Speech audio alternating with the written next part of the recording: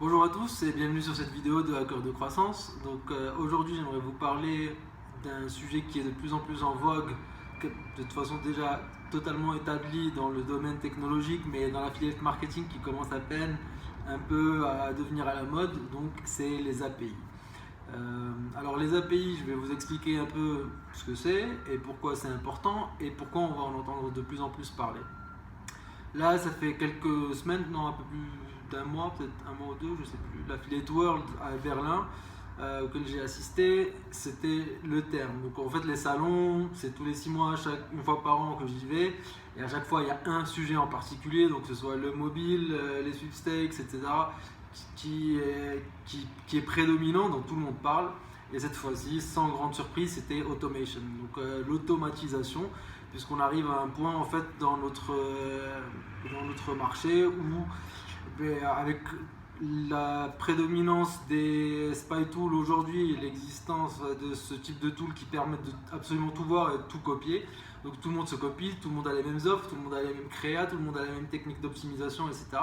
Donc vraiment, au final, la course, qui la gagne, c'est celui qui arrive à aller plus vite. Tout simplement, quand on joue avec les mêmes éléments, tout simplement, les leviers qu'on peut utiliser sont de plus en plus réduits. Et donc, on a recours à la technologie et en l'occurrence, il y a pas mal de monde qui commence à considérer sérieusement les API pour booster un petit peu leur travail, leur processus et tout simplement augmenter leurs revenus et avoir des avantages par rapport aux autres médias buyers. Donc pour commencer déjà de base, pour ceux qui ne connaissent pas, API, à quoi ça correspond, qu'est-ce que ça veut dire? Donc API, c'est Application Programming Interface. Vous avez très certainement déjà entendu parler d'API. On sait que Facebook, Twitter, tous, si vous avez déjà utilisé des outils comme TweetDeck ou n'importe quel bot pour poster des tweets de façon programmatique, vous avez eu recours à des API. Donc les API, en gros, permettent de faire communiquer deux scripts entre eux sans une intervention humaine et accomplir des tâches. Par exemple, je pourrais très bien coder un script qui récupère sur l'API de weather.com la météo du jour et qui l'envoie sur Twitter, donc qui poste automatiquement sur Twitter chaque jour la météo, on va dire, à Mexico City, automatiquement sans que j'ai rien à faire, et ça continuera de le faire tous les jours tant que le script est setup pour le faire chaque jour. Donc voilà, en gros ça permet de faire énormément de choses, et jusque là en fait ça a été très utilisé et de plus en plus utilisé dans le milieu technologique mais un peu plus mainstream. Justement pour la gestion des comptes réseaux sociaux, l'automatisation du community management, de la communication, etc. Mais ça met beaucoup de temps en fait à arriver sur l'affiliate marketing, en fait, dans le domaine du marketing à la performance, alors que on est censé être un peu plus à l'avance sur les technologies à ce niveau-là, quoi. Ce qui se passe, c'est que jusqu'à encore quelques années, on n'avait pas des API déjà du côté des networks. Donc tout simplement, il n'y avait pas encore Razofers, il n'y avait pas encore Cake, ou en tout cas ils n'étaient pas aussi industrialisés qu'ils le sont aujourd'hui. Aujourd'hui, quasiment un network sur deux a ou Razofers ou Cake. Donc c'est la majorité, et ces networks-là proposent des API. Donc on peut récupérer par exemple les offres de façon automatique et les plugger à notre tracker. Il y a eu une grosse évolution aussi au niveau des trackers, donc jusqu'à Volume. Avant Volume, il y avait CPV Lab, Immobitrax, donc des self-hosted qui vraiment ne proposaient absolument rien en termes d'API. Voilà, et Volume est arrivé et a commencé à proposer quelques options et à relever la barre très très haut au niveau des technologies utilisées pour le tracking. Et d'autres trackers ont suivi, donc tous les trackers qui sont arrivés post-Volume ont tous une API aussi, donc que ce soit Thrive, Funnelflux. Donc ça permet de faire des choses assez intéressantes. Ce qui se passe, c'est que il y a des affiliés qui utilisent évidemment ça depuis assez longtemps, depuis quelques années, qui se sont débrouillés pour faire coder des choses, mais aujourd'hui c'est de plus en plus à la portée de tout le monde de se faire coder quelques petits outils qui vont l'aider à mieux gérer ses campagnes publicitaires. Le plus gros problème en fait qui persiste pour vraiment avoir une mise en place complètement programmatique et au niveau de la gestion des campagnes, c'est premièrement au niveau du tracker et au niveau des sources de trafic. Donc pourquoi le tracker volume propose une API de reporting, mais l'API de reporting elle ne nous sert pas à grand chose.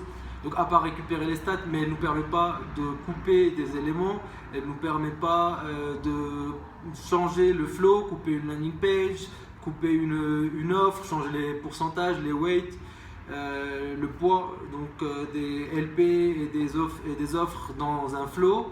Donc c'est très limité. Maintenant il y a Thrive et Funnelflux. Thrive est le plus avancé au jour d'aujourd'hui donc au niveau de l'API, mais Funnelflux avance très très vite pour le récupérer. Donc j'ai quelques petites infos là-dessus et il ne devrait pas tarder à être ceux qui proposent la meilleure API au niveau des trackers.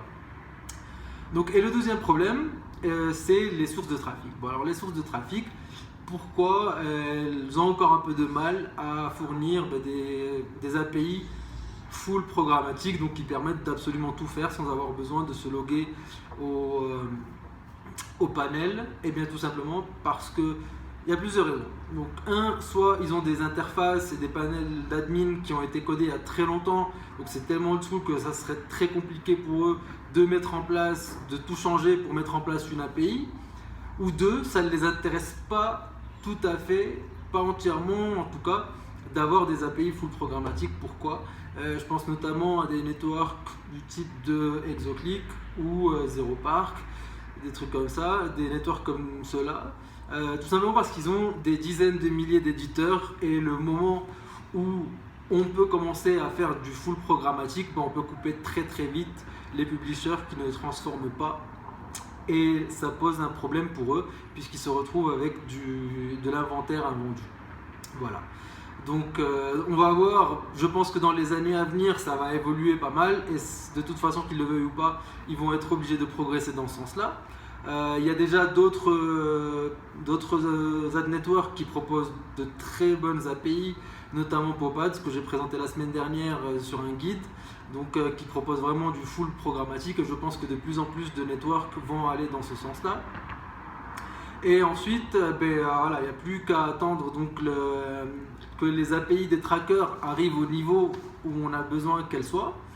Au jour d'aujourd'hui, là, je suis en train de bêta-tester, pareil, donc au niveau des landing pages, je suis en train de bêta-tester un tool qui s'appelle LenderDS, donc qui se plug à l'API de Amazon S3 et CloudFront, donc desquels j'ai parlé aussi dans le guide il y a quelques jours de cette semaine.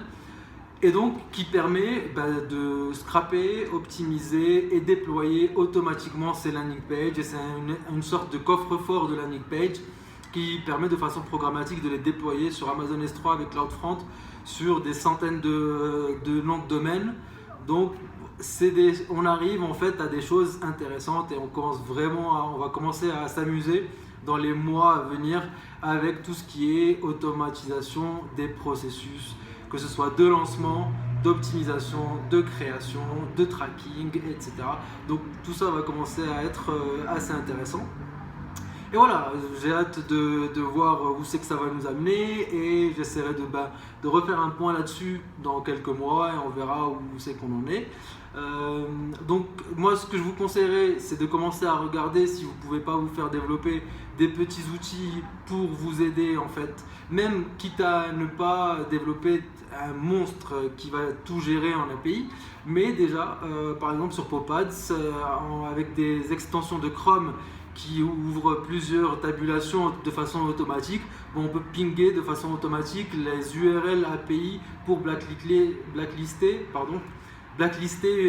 un publisher de façon semi-automatique, on va dire. Donc on arrive dans le programmatique, pas entièrement automatisé, mais déjà ça permet d'aller plus vite au niveau des optimisations et de gagner un petit avantage par rapport aux concurrents.